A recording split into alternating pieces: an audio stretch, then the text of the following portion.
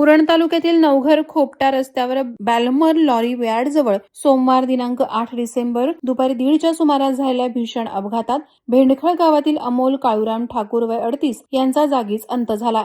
या अपघाताची नोंद उरण पोलीस ठाण्यात झाली असून घटनेनंतर संतप्त नागरिकांनी रास्ता रोको करत प्रशासनाविरोधात संताप व्यक्त केलाय.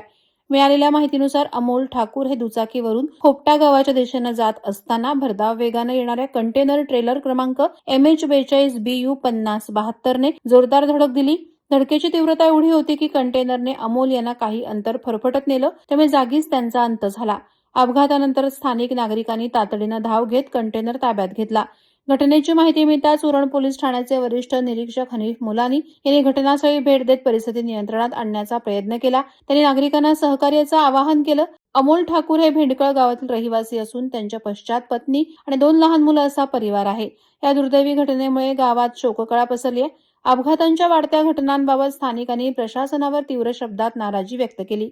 रस्त्यावर सतत वाढणारे अपघात, वाहन चालकांचा बेदरकार वेग, ट्रान्सपोर्ट कंपन्यांचा ट्रिप प्रेशर आणि काही ड्रायव्हर्सची मद्यपान करून वाहन चालवण्याची सवय या सर्वच कारणांमुळे अनेकांचं आयुष्य क्षणात उद्ध्वस्त होत आहे. अशा वारंवार होणाऱ्या अपघातांना जबाबदार कोण? प्रशासन, पोलीस, राजकारणी की ट्रान्सपोर्ट व्यावसायिक असा प्रश्न नागरिकांनी उपस्थित केलाय.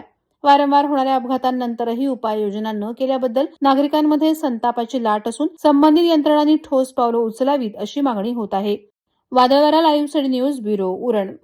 नवी मुंबई व रायगड जिल्ह्यातील ताज्या बातम्या आणि घडामोडींसाठी सबस्क्राईब करा वादळवारा लाईव्ह चॅनल आणि दाबा बेल आयकॉन.